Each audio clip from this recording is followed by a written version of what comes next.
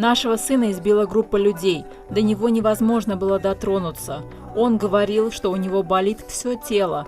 Они превратили его печень в месиво. У него был треснут череп.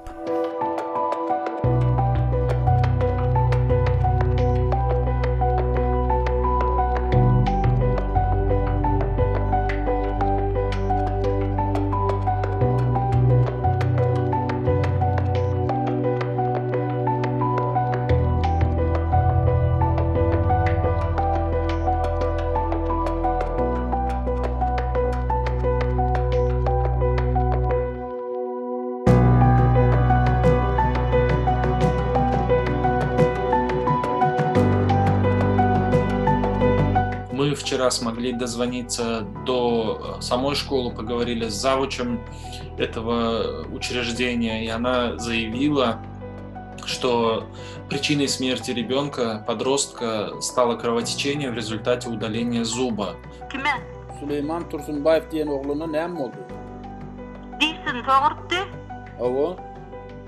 Değilsin doğurdu. Lukman sağlık oynadık.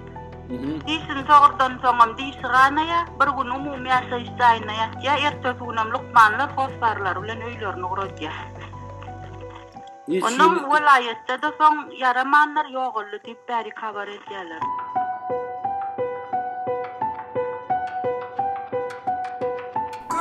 Наш сын мечтал поднять флаг Туркменистана в Америке. Став чемпионом, он говорил, что ему потом пожмет руку сам президент Туркменистана. Я требую справедливости и наказания виновных по всей строгости закона.